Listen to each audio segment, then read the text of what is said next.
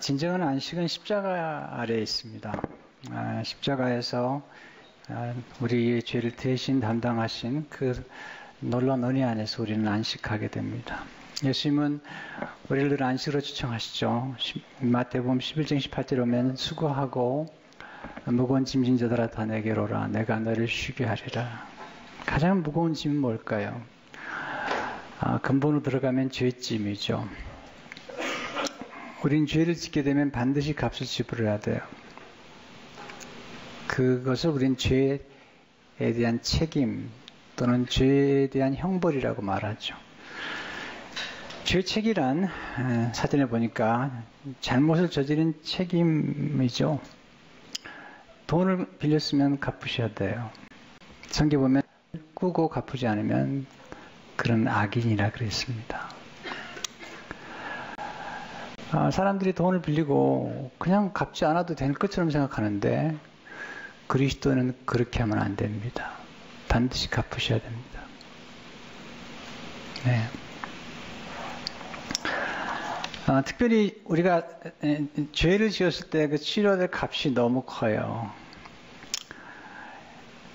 로마 10장 23절을 보니까 죄의 싹은 사망이요 그랬어요. 우리가 죄를 짓게 되면 그 값이 얼마나 큰지 우리를 괴롭히는 놀라운 그 죄의 그 값을 알아야 돼요. 근데 주님께서 우리의 모든 죄짐을 대신 담당해 주셨다는 거죠. 그게 십자가에서 일어난 사건이죠. 예수님께서 오늘 요한복음 19장 30절을 보게 되면 예수께서 신포도주를 받으신 후에 이르시되 다 이루었다 하시고 머리를 숙이니 영원히 떠나가시니라. 다 이루었다. 굉장히 중요한 말씀이죠. 죄값을 모두 지불했다는 거예요. completely. 예수님이 다 하신 거죠. 오늘 이 짧은 한 절의 말씀과 이 짧은 한 단어 다 이루었다. 테텔레스타이라는 이 한 문장으로 되어 있어요. 한 단어인데 모르면 걸까요? 그래서 예수님은 십자가에서 아버지가 맡기신 구원의 일을 다 이루셨습니다. 기독교는 십자가죠. 십자가 없는 부활은 없죠. 복음의 핵심은 십자가고 복음의 영광은 십자가에 있는 것입니다. 바울은 십자가를 자랑했어요. 갈라디아 10장 10절에 보게 되면 그러나 내게는 우리 주 예수 그리스도의 십자가 외에 결코 자랑할 것이 없으니. 여러분 뭘 자랑하시나요? 건강?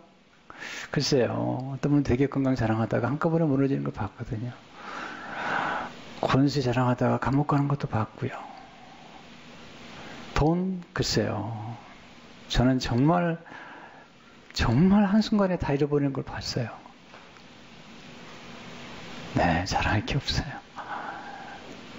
우리는 우리 생각 가운데 우리 삶을 영원하게 복되게 하는 걸 가지고 자랑해야죠. 십자가를 알아야지 자랑하고요. 또 십자가를 아는 것이 최고의 지식이라는 거죠. 그래서 사도 바울은 자랑할 게 많았지만 세상 것 자랑하지 않았습니다. 그리고 십자가를 아는 것만 가장 좋은 지식이라고 알았던 거죠. 고린도 2장 2절을 보니까 내가 너희 중에서 예수 그리스도와 그가 십자가에 못 박히신 것 외에는 아무것도 알지 않냐기로 작정하였습니다. 저는 우리 가운데 그런 분이 나오면 좋겠어요. 네, 저 십자가 자랑해요. 저 십자가 그리스도를 알아요. 안다는 게 의미하죠. 안다는 것은 혜택을 안다는 거죠. 마틴 또 함께 사귀었던 필립 멜라니토라는 분이 계신데요. 아주 탁월한 분이고 마틴 루터를 도와서 종교개혁을 도모했던 사람인데 그분이 그런 얘기를 남겼어요. 그리스도를 아는 것은 그가 주는 혜택, 은택을 아는 것이다. 베네핏을 아는 것이죠. 우리가 하나님의 은택을 입었다고 할 때 그것은 하나님께서 우리에게 주신 베네핏을 누리는 건데 십자가를 아는 것이 필요하고요. 우리가 어떤 지식은 몰라도 돼요. 그런데 어떤 지식은 반드시 알아야 돼요. 왜냐하면 알지 못하면 영원히 멸망하기 때문에 잠시 멸망하는 정도가 아니라 영원한 멸망에 들어가잖아요. 그건 십자가를 모르면 영원히 멸망하는 거예요. 성경은 알지 못하면 멸망한다고 얘기하고 있잖아요. 호세아 4장 1절을 보니까 내 백성이 지식이 없음으로 망하는도다. 하나님 아는 지식. 특별히 십자가를 안 지었으면 영원한 멸망에 빠져들어가죠. 알지 못하면 자유하지 못하잖아요. 요한복음 8장 32절에 보면 진리를 알지니 진리가 너희를 자유롭게 하리라. 전쟁이 끝났는데 전쟁 끝난 걸 모르면 포로 잡혀 있는 거예요. 알지 못하면 누리지 못하잖아요. 알아야 누리죠. 그래서 우리는 가르쳐야 됩니다. 배워야 됩니다. 네, 놀라운 사실은요.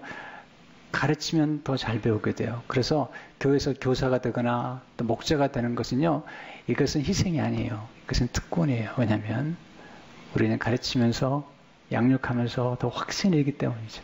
사도 바울은 그래서 디모데후서 3장 14절에 보면 그러나 너는 배우고 확신한 일을 가라. 너는 내가 누구에게서 배운 것은 아니며 알지 못하면 자랑할 수도 사용할 수도 없어요. 다윗은 하나님의 이름을 알았기 때문에 하나님의 이름을 자랑하고 의지하고 사용했거든요. 그래서 골리앗을 무너뜨리죠. 시편 20편 7절에 보면 어떤 사람은 병과 어떤 사람은 말을 이루지 않아. 우리는 여호와 우리 하나님의 이름을 자랑하리로다. We trust in the name of the Lord our God. 하나님 이름을 의지하겠다는 거죠. 참 이야기 힘은 대단해요. 어떤 좋은 이야기를 들으면 우리 평생 동안 가는 것 같아요. 제가 지금 나누려고 하는 이야기도 제가 책에서 한번 읽은 이야기인데 제 뇌리에 떠나지 않아요. 늘 가까이 있어요. 스펄전 목사님이 한 얘기인데요. 제가 읽어드릴게요. 위대한 영국의 스펄전 목사님에게서 이런 이야기는 스펄전이 런던에 그의 강단에 처음으로 소개되었습니다. 대단히 부유한 사람이 그의 집안일을 돌보도록 여자 한 사람을 고용했습니다. 여자는 이 부자를 충성스럽게 무려 20년 이상 섬겼습니다. 그 부자가 임종할 무렵에 그는 이 가난한 여인을 침상 곁에 불러서 그에게 충성을 다하는데 대하여 감사했습니다. 그는 상속자가 없었기 때문에 여인에게 후하게 보답하려고 마음먹었습니다. 그는 종이 한 장에 무엇인가를 쓰더니 그녀에게 건네주었습니다. 그녀는 주인의 일하는 호의에 감사했습니다. 그 여인은 런던 교회의 작은 판잣집에 살고 있었습니다. 그 여인은 이 종이 한 장을 집에 가져다가 벽에 핀으로 꼽아놓았습니다. 몇 년이 지난 후에 그녀는 병들게 되었습니다. 훌륭한 목회자인 스펄전 목사님이 그 여인을 신방하게 되었습니다. 그 여인을 위해 기도한 후에 그는 방 안을 서성거리다가 벽에 붙어있는 종이 쪽지를 눈여겨보았습니다. 그 여인에게 그 종이 쪽지에 관해 물었습니다. 그녀는 그에게 종이 쪽지에 관한 이야기를 들려주었습니다. 읽을 줄 아십니까? 여인은 대답했습니다. 아니요. 저는 읽는 것을 배운 적이 없습니다. 부인, 이 종이는 거대한 액수의 지표입니다. 당신이 이런 누추한 환경에서 살지 않아도 될 뻔했습니다. 당신 런던에서 인류가는 저택에서 고급 음식을 먹으며 사시셨습니다. 이 영화는 예수님의 이름이 얼마나 놀라운가를 얘기하는 거죠. 예수님의 이름을 우리가 알고도 사용하지 않는다면 얼마나 비참한가를 얘기해 주는 거예요. 오늘 다 이루었다라는 단어는 굉장히 중요한 단어죠. 다 이루었다는 헬라어로 테텔레스타이라는 단어입니다. 한 단어 돼서 테텔레스타이. 이 단어가 어떤 배경에 쓰여졌냐면 5가지 의미로 이해할 수 있어요. 첫째로 다 이루었다는 주인이 맡긴 일을 완수했을 때 종이 쓰는 말이에요. 주인님, 제가 맡긴 일 다 이루었습니다. 테텔레스타이. 예수님께서 하나님의 아들로 오셨지만 거룩한 종이라고 말씀하셨어요. 섬기는 종이라고 말씀하셨어요. 그래서 요한복음 10장 4절에 보면 아버지께 내게 하라고 주신 이 일을 내가 이루어 아버지를 이 세상에서 영화롭게 했사오니. 예수님께서 하나님 아버지께 맡긴 일을 다 이루신 다음에 아버지 테텔레스타이 다 이루었습니다. 둘째는 자신의 작품을 완성했을 때 예수가 쓰는 말이에요. 그림이나 작곡이나 디자인이나 끝났을 때 테텔레스타이 이제 다 완성했습니다. 예수님께서 천지를 다 만드셨잖아요. 우리 하나님이 모든 천지를 만드셨어요. 창세기 2장 1절에 보니까 천지와 만물이 다 이루어지니라. 셋째는 정의가 실현되었을 때 죄를 졌어요. 그런데 10년 동안 형기를 감옥에 들어가서 살아야 돼요. 그럼 10년이 다 지났어요. 그러면 그 나라에서 교도관에게 이제 명령이 내려오죠. 석방시키라고.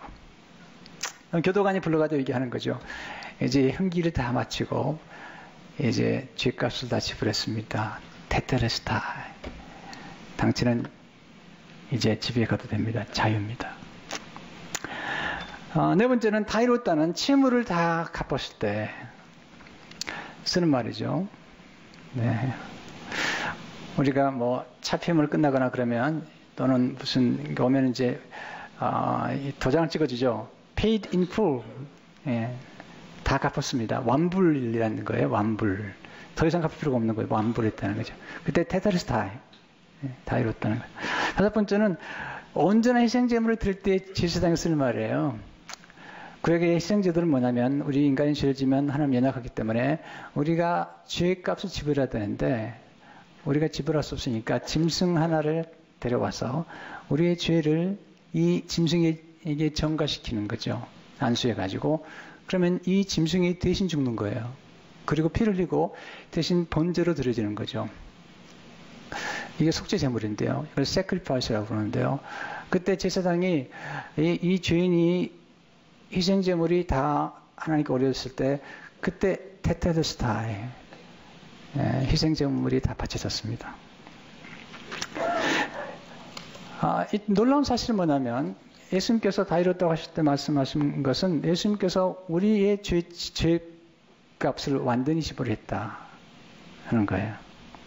그게 십자가에서 하신 말씀이죠. 다 이루었다. 놀라운 메시지예요. 그럼 이건 뭘 의미하는 걸까요? 조금 더 설명하면 두 번째 예수님은 십자가에서 우리를 대신해서 죄값을 온전히 지불하셨다는 거죠. 교회 나오면 좀 어려운 단어들이 있어요. 처음 교회 나오다 보면은 대속이라는 단어, 어려운 단어입니다. 또는 구속이라는 단어, 구속자 또는 구속하다.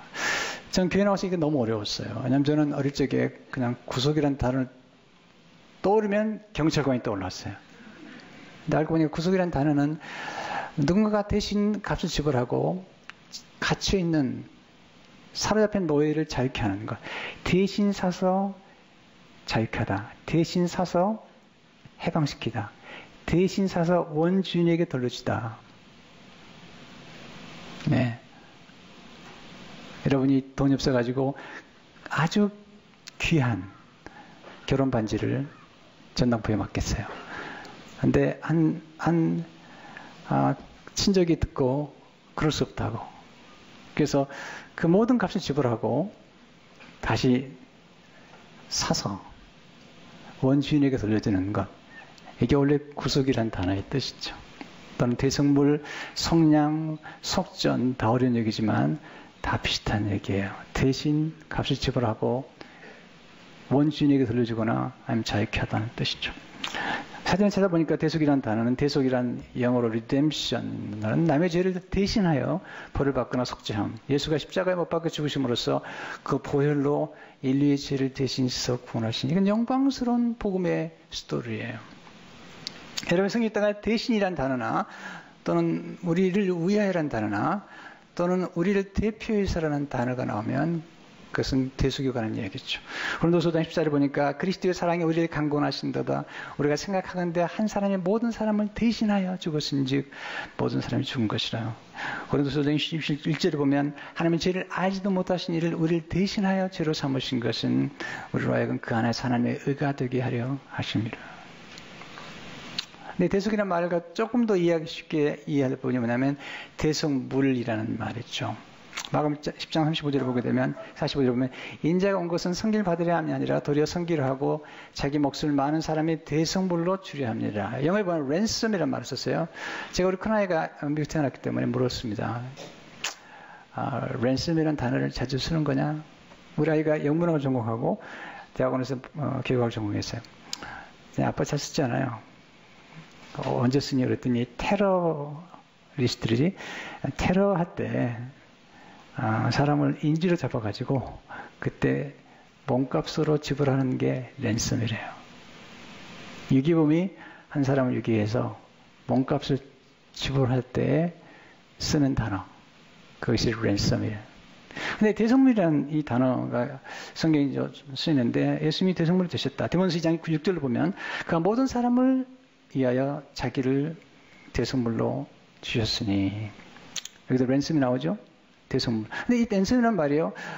또 똑같은 뜻인데 한국말로 속전이란 말로 번역되기도 하죠. 똑같은 단어가 디모데서 2장 6절에 보면 이게 똑같은 성경인데 개역 한글, 이전 한글에 보면 이렇게 번역됐어요. 그러니까 모든 사람을 위하여 자기를 속전으로 주셨으니 기약 이르면 증거, 똑같은 뜻이에요. 그래서 대속물이란 어떤 뜻이냐면, 대속물이란 노예나 인질을 풀어주기 위한 몸값을 의미해요.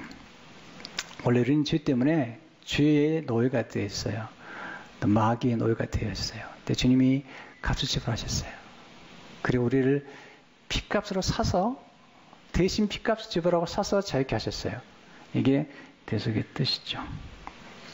중요한 건 속전이나 대속물이라고 할 때 머리에 떠오르는 게 뭐냐면 누군가가 잡혀 있는 거예요. 그렇지 않으면 대속물이 필요 없죠.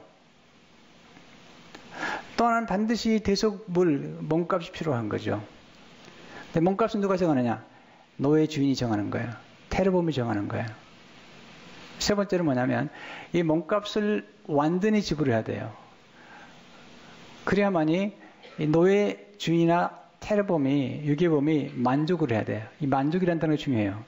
하나님께서 우리가 죄를 지면 그 죄값을 완전히 지불해야 되는데 완전히 지불할 때만이 만족스러운 거예요. 그래야지 하나님의 진노, 정의로우신 하나님의 진노가 풀리는 거죠.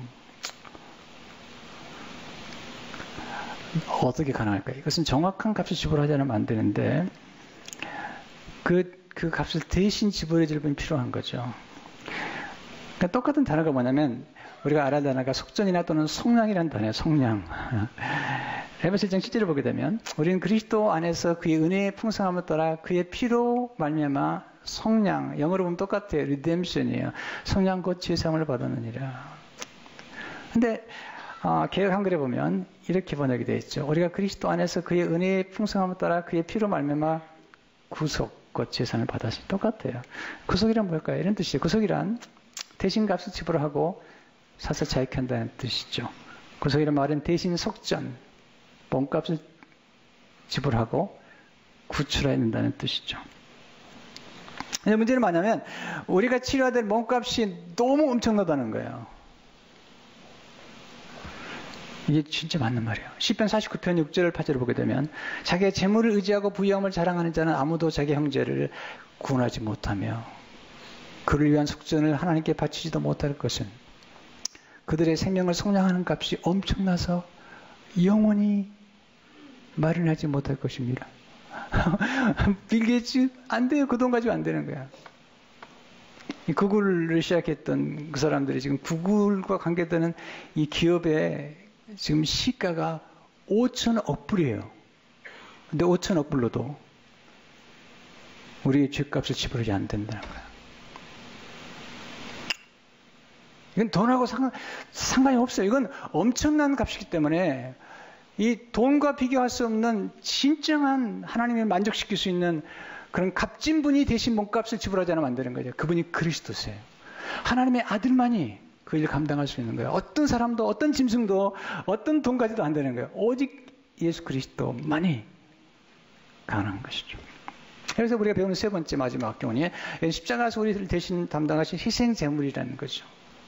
구약에는 반드시 희생제물이 필요해서 하나님께서 긍휼히 여기셔서 구약에도 죄를 짓게 되면 짐승을 데려다가 대신 죄를 전가시켜서 그 희생물이 되는 거예요. sacrifice the victim. 그래가지고 거기서 대신 죽는 거예요.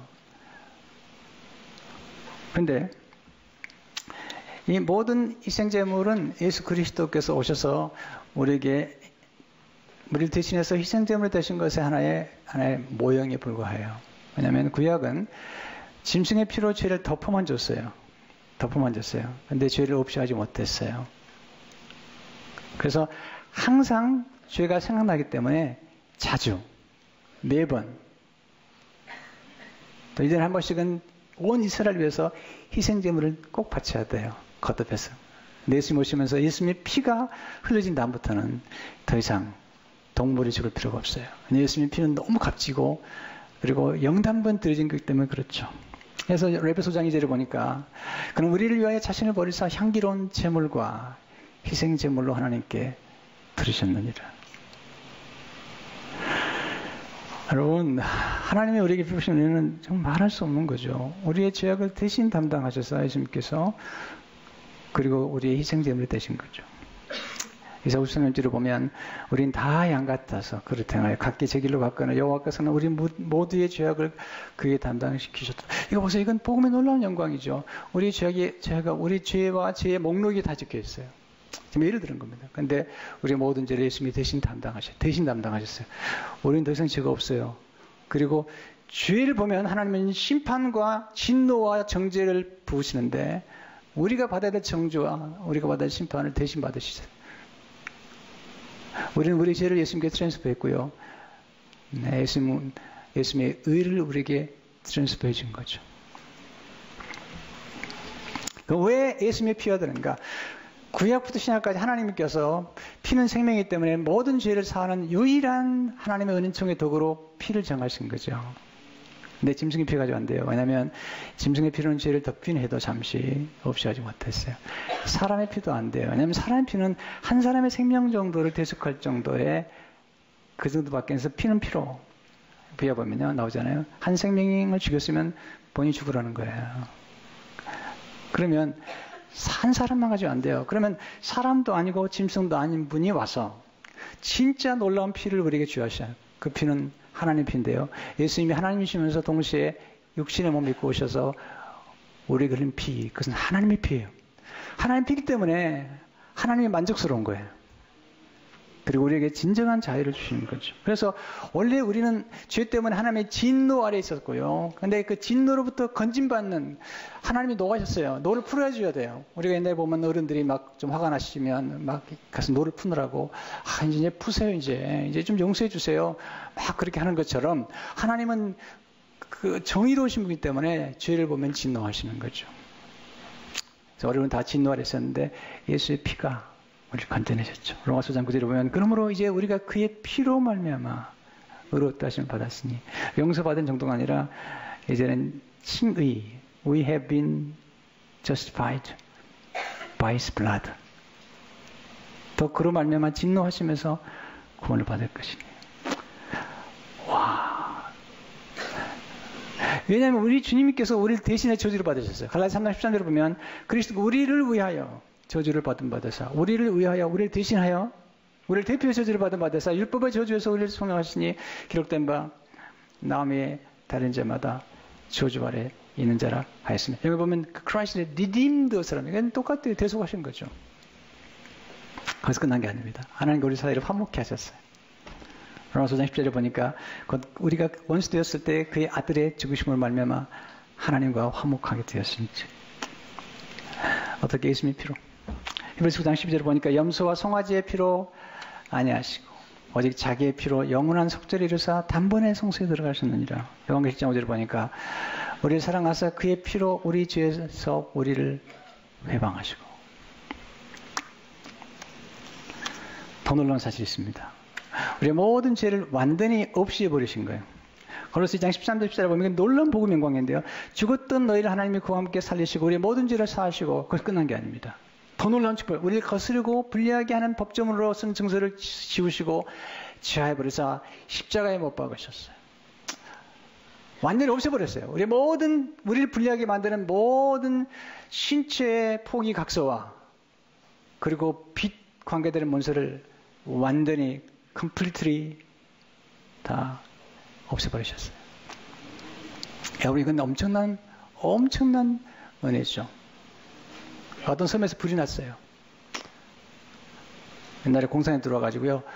그 학교를 불태워버렸어요. 그랬더니요.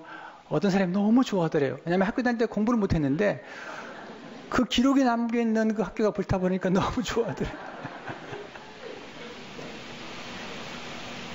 근데 우리의 모든 죄가 다 용서받은 거죠. 예수님 당시에 십자가에서 누가 죽으면 그 위가 폐가 써 있어요. 십자가에 폐가 붙어 있어요. 그래서 그 사람이 죄라는 거예요. 이 죄 때문에 준다는 거죠. 살인죄, 반역죄, 간음죄, 있는 거 이렇게. 예수님의 폐는 놀라웠어요. 도저히 이해가 안 되는 폐가 붙어 있는 거죠. 19장 19절에 보니까 빌라도가 폐를 써서 십자가에 붙이니 나사렛 예수 그리 유대인의 왕이라 기록되었더라. 예수께서 못 박히신 곳에 성내시에 가까운 곳으로 많은 유대인이 이 폐를 읽는데 히브리와 로마와 헬라말로 기록되었더라. 놀라운 거예요. 왜냐하면 그 당시에 세계 모든 언어는 히브리와 로마와 헬라로 다 통했어요. 예수 유대인의 왕으로 돌아가셨다는 폐인데요. 사실은 이런 거죠. 유대인의 왕 예수님께서 우리의 모든 죄를 거기에 박으셨어요. 그리고 없애버리신 거죠.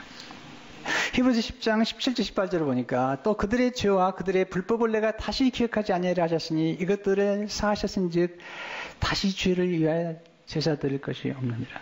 완전히 없애버리신, 기억하지 않으신다는 거예요. 이것은요 하나님만이 가능해요.